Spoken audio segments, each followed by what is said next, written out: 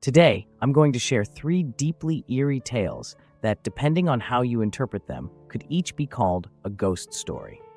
Before we begin, if you enjoy true accounts of the strange, dark, and mysterious told as narratives, you're in the right place. We post every week. If that sounds like your kind of thing, please take a second to like this source, subscribe to the channel, and turn on all notifications so you never miss an upload. Now let's get into these stories. One morning in the summer of 1876, a physician named Louis Allard was making his way down a hallway inside a hospital in Petite, Tahiti. Tahiti sits to the east of Australia. Dr. Allard was just about to step into his office when the hospital's front doors opened, and several police officers came in carrying an unconscious man on a stretcher. From his clothing and general appearance, the doctor assumed the man was a sailor. Many of Dr. Allard's patients were sailors. Petite was a port town, and it wasn't uncommon for people who fell ill or were injured at sea to go straight to this hospital after docking. The doctor approached the officers and asked what had happened. They told him the man's friends had found him unresponsive that morning after an extremely heavy night of drinking. Dr. Allard nodded, then motioned for them to bring the stretcher into an exam room. They laid the sailor on a table so the doctor could examine him. The man looked young, probably in his 20s, healthy and strong at first glance. But when the doctor checked for a pulse, he couldn't find one. He checked again, then again, to rule out a faint or hard-to-detect heartbeat. In the end, he concluded the patient wasn't merely unconscious, he was dead. Given the report of a long night of drinking followed by an unresponsive morning, the doctor's assumption was alcohol poisoning. The hospital had a clear policy for handling the deaths of foreign sailors in Tahiti. The doctor pronouncing the death would arrange burial at a public cemetery. The morgue kept simple wooden coffins specifically for that purpose. Following protocol, Dr. Allard asked the officers to go notify the dead man's friends. Then he headed to the morgue to retrieve a coffin and organize the burial. A few hours later, while the doctor was back in his office, someone knocked on his door. He called for them to come in.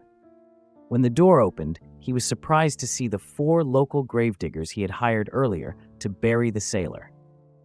Typically, once their services were requested, there was no reason for them to return.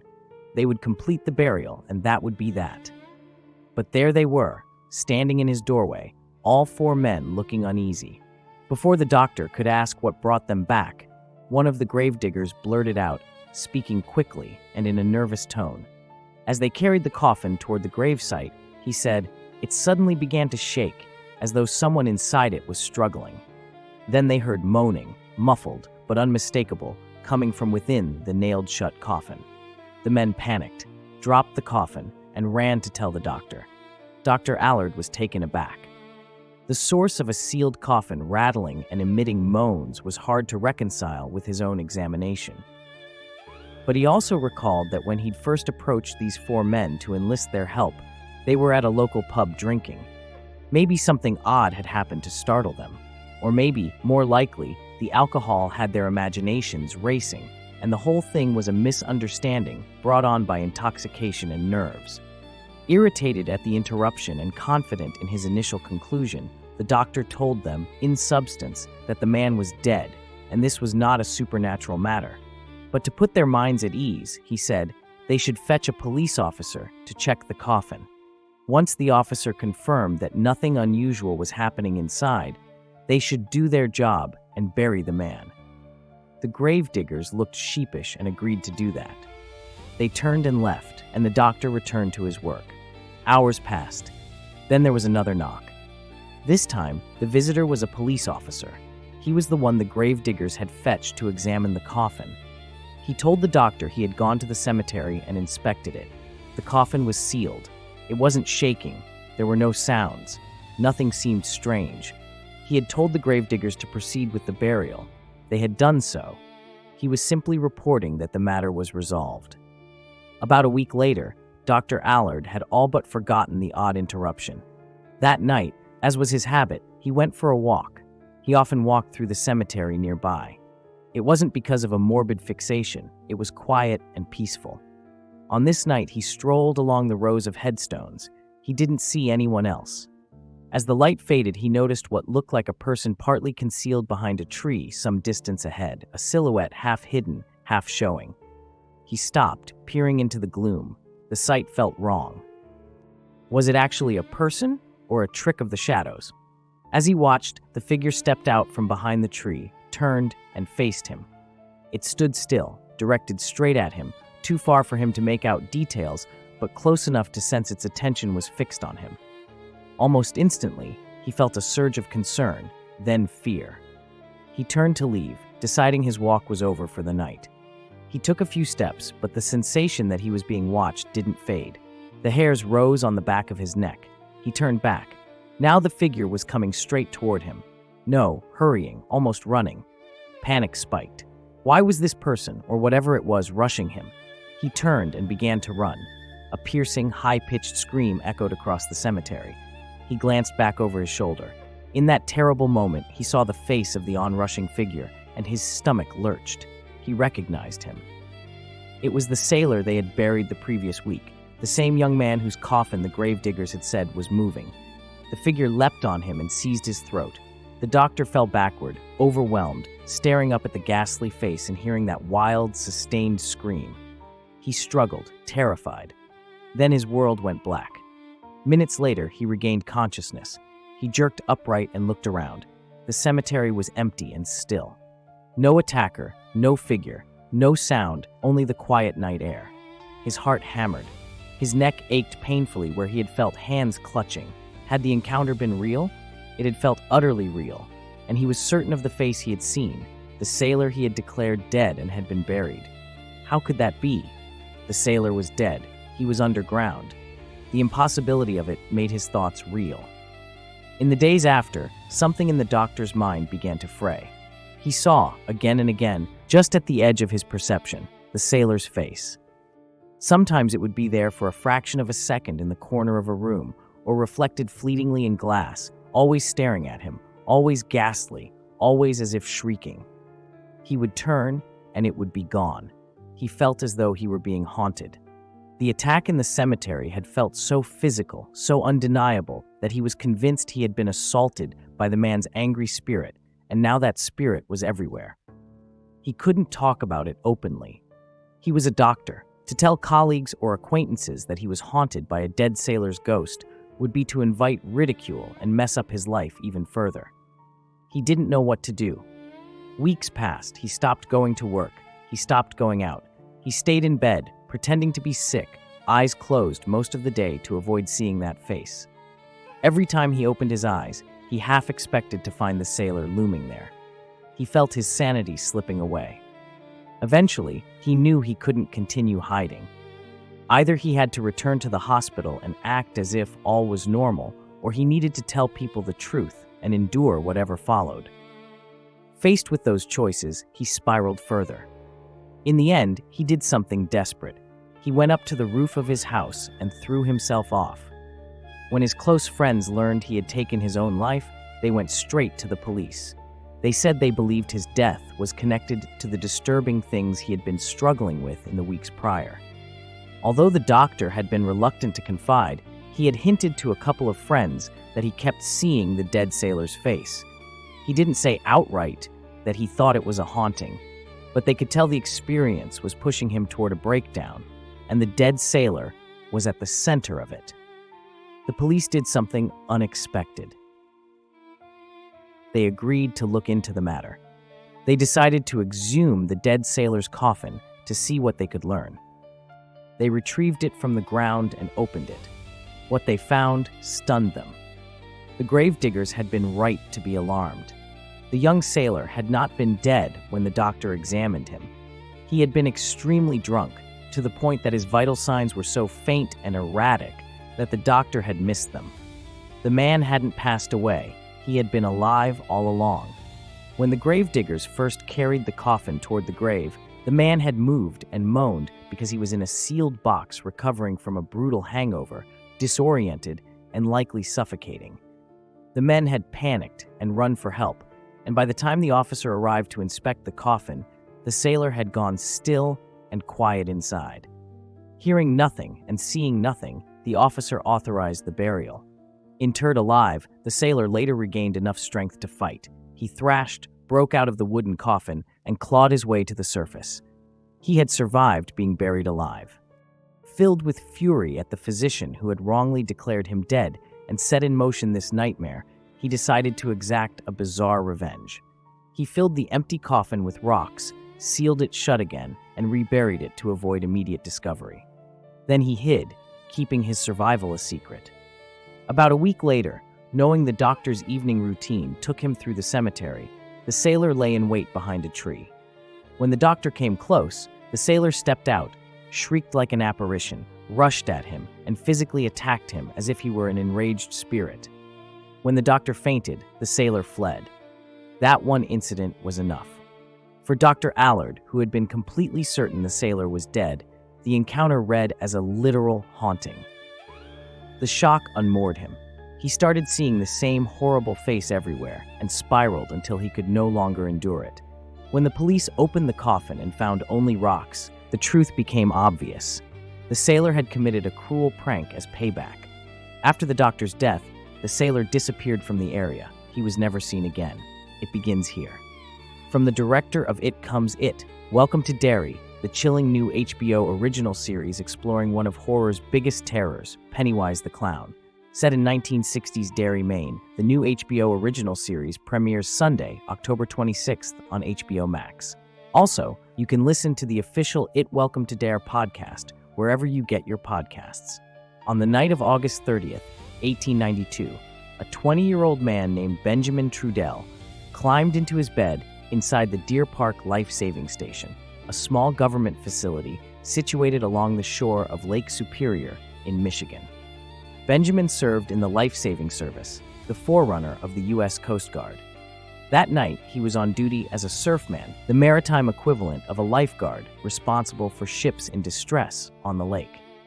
Inside, several other surfmen rotated through assignments, some sleeping, some patrolling the beach, some awake and ready in case anyone came seeking help. Benjamin had just finished a 4-hour beach patrol. It had been uneventful, but walking for hours across loose sand took a toll. He had a block of time to rest before his next shift at the station. He set an alarm to wake him in 4 hours, told the others he was going to close his eyes for a bit, and fell asleep almost immediately. A few hours later, he sat bolt upright, heart racing, breath quick, drenched in sweat, eyes scanning the room in wild confusion. He recognized the interior of the station and realized he had been dreaming. It was only a nightmare, but it had felt so viscerally real that he had needed a moment to reorient. In the dream, he was doing what he always did on duty, walking the shoreline of Lake Superior in the dark. Only now, an awful thunderstorm was hammering the coast. The rain was so heavy that he could barely see. It struck his skin with such force it felt like a barrage of stinging needles. Then, through that curtain of rain, a man emerged. Benjamin didn't recognize him. The stranger was dressed in fine clothes, as if heading to a formal event, an odd sight on a windswept shoreline in a storm. Benjamin stopped. The man fixed his eyes on Benjamin, stepped forward without speaking, and seized Benjamin's hand, shaking it hard. As Benjamin watched their joined hands, the man turned his head and pointed urgently out over the lake beside them. He didn't speak a word, but his intensity communicated that something out there demanded immediate attention. Benjamin tried to see what the man was indicating, but the rain was a solid wall. He saw nothing, only darkness and water. And then Benjamin woke up in his bed. Looked it coldly, he told himself. The dream wasn't especially terrifying. A storm, a stranger, a handshake, a silent point toward the water. That was all. But the uncanny realism of it left him uneasy.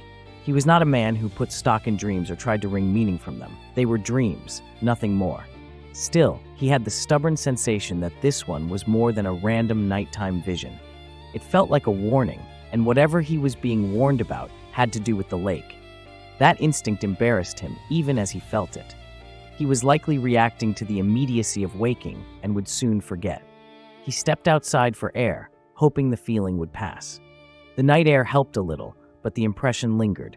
He walked down to the shoreline where the patrols were. The lake lay calm. He told one of the other surfmen about his dream, offering it half-jokingly as something so vivid it almost seemed like an omen. The others chuckled, shrugged, and carried on. Nothing was happening.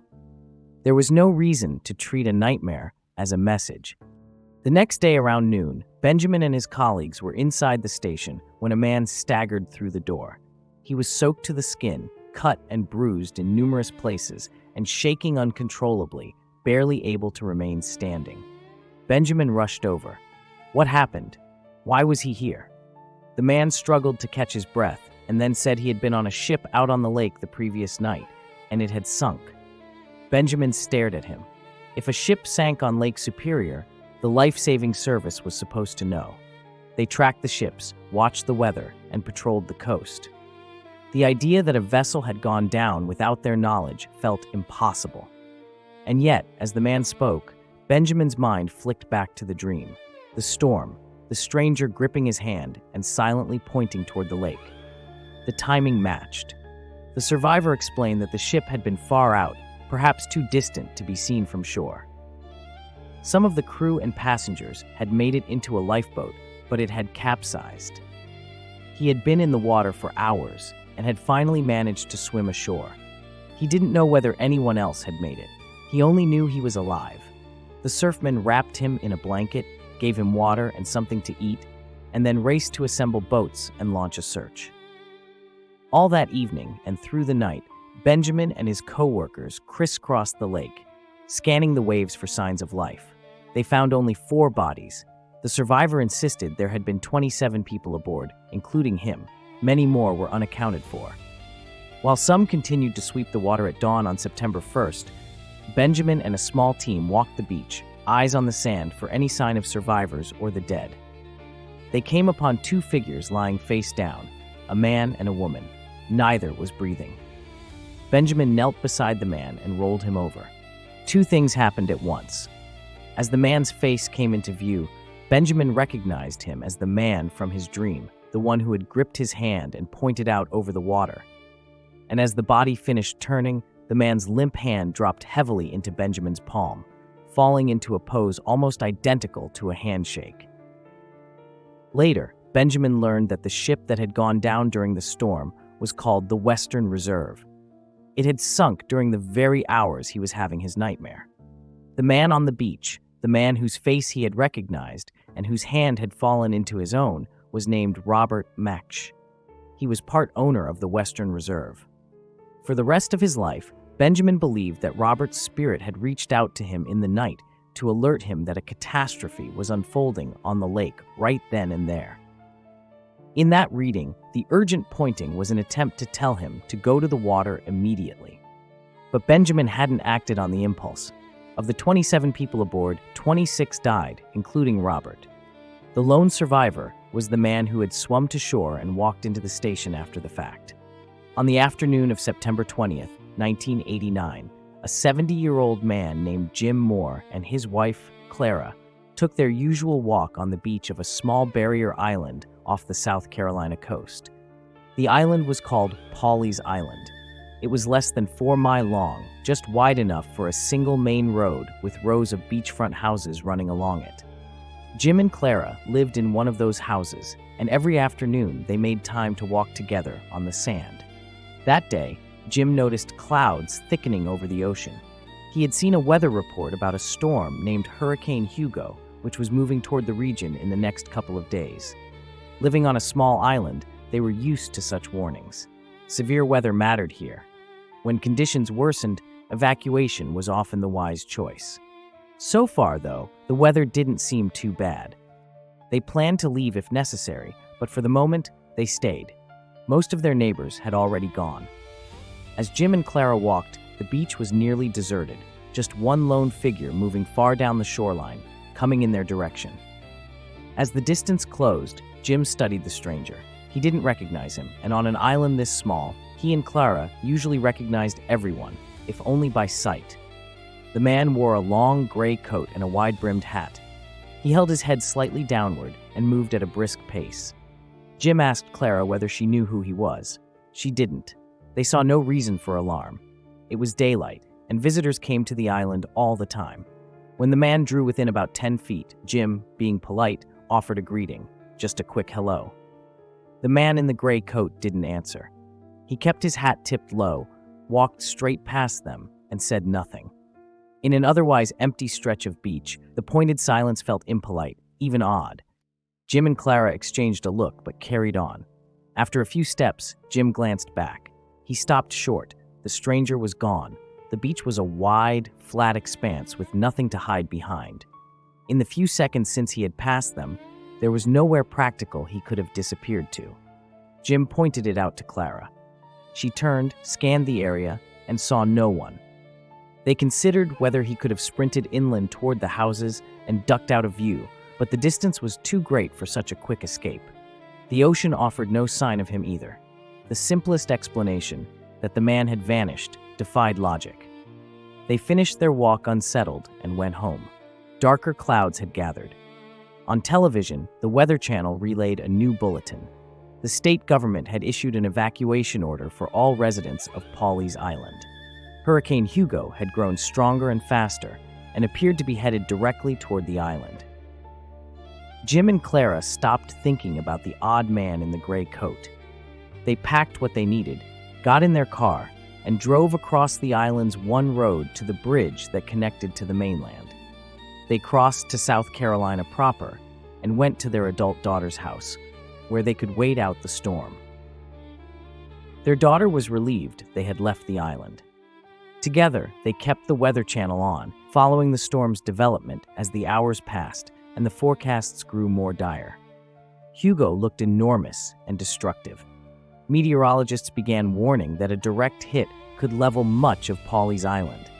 Jim and Clara were grateful to be safe with their daughter, but anxious about the fate of their home and everything in it. Their helplessness weighed on them. After a while, they tried to change the subject. Jim and Clara told their daughter about the strange man on the beach who had refused to speak and then seemed to vanish. Their daughter listened intently. When they finished, she said she thought they might have encountered the Greyman. Jim and Clara had lived on the island long enough to know the local legend. The story dated back roughly a century and a half. A sailor, traveling to Pawleys Island to see his fiancée, met with an accident and died. According to the tale, he fell into quicksand. Devastated, the young woman wandered the beach in grief. A few days after his death, she saw him walking along the shore. He wore a long gray coat and a wide-brimmed hat. Overjoyed and incredulous, she ran to him. As she reached him, he vanished. That was not the end of her tragedy. Her grief overwhelmed her to the point that she had to leave the island for treatment. Not long after she left, a powerful storm struck Pawleys Island and laid waste to the community. Only one house remained standing, hers. It was untouched. The legend held that if you saw the Greyman and heeded his unspoken warning to leave the island ahead of a storm, your home would be spared. Jim and Clara weren't inclined to take folklore literally, but hearing the old story after their encounter made both of them uneasy. Over the next few days, Hurricane Hugo made landfall. It was as vicious as predicted. When the storm passed and officials said it was safe to return, Jim and Clara drove back. Crossing the bridge onto the island, they saw damage immediately. Roads were torn up, street signs and trees lay everywhere, and as they approached their neighborhood, it looked as if a war had been fought there. Buildings were flattened or badly wrecked. They had prepared themselves for the likelihood that their home would be among them. What they found was extraordinary. Amid the ruin, their house stood intact, apparently unscathed. Their neighbors' homes had been destroyed. Local businesses had been crushed. Their property looked untouched. The resemblance to the old legend was impossible to ignore. The Greyman, the story said, warned those who would listen to leave in time, and those who heeded that warning saw their homes spared. Many on the island believed that was exactly what had happened to Jim and Clara. Thank you for listening. If you enjoyed these stories and want more like this, please like the source, subscribe to the channel, and turn on all notifications. We post new episodes every week. Devastated, the young woman wandered the beach in grief. A few days after his death, she saw him walking along the shore. He wore a long gray coat and a wide-brimmed hat. Overjoyed and incredulous, she ran to him, driven by the hope that what she was seeing was real. As she reached him, he vanished, leaving her grasping at empty air. That was not the end of her tragedy. Her grief overwhelmed her to the point that she had to leave the island for treatment. Not long after she left, a powerful storm struck Polly's island and laid waste to the community. Only one house remained standing, hers. It was untouched. The legend held that if you saw the Greyman and heeded his unspoken warning to leave the island ahead of a storm, your home would be spared. Jim and Clara weren't inclined to take folklore literally, but hearing the old story after their encounter made both of them uneasy. Over the next few days, Hurricane Hugo made landfall. It was as vicious as predicted. When the storm passed and officials said it was safe to return, Jim and Clara drove back. Crossing the bridge onto the island, they saw damage immediately. Roads were torn up, street signs and trees lay everywhere, and as they approached their neighborhood, it looked as if a war had been fought there. Buildings were flattened or badly wrecked. They had prepared themselves for the likelihood that their home would be among them. What they found was extraordinary. Amid the ruin, their house stood intact, apparently unscathed. Their neighbors' homes had been destroyed. Local businesses had been crushed. Their property looked untouched. The resemblance to the old legend was impossible to ignore. The Greyman, the story said, warned those who would listen to leave in time, and those who heeded that warning saw their homes spared. Many on the island believed that was exactly what had happened to Jim and Clara. Thank you for listening. If you enjoyed these stories and want more like this, please like the source, subscribe to the channel, and turn on all notifications. We post new episodes every week. She saw him walking along the shore, a lone figure moving steadily beside the water. He wore a long gray coat and a wide-brimmed hat, the kind of silhouette you recognize instantly and yet can hardly believe. Overjoyed and incredulous at the same time, she ran to him, driven by the hope that what she was seeing was real and that her eyes were not betraying her.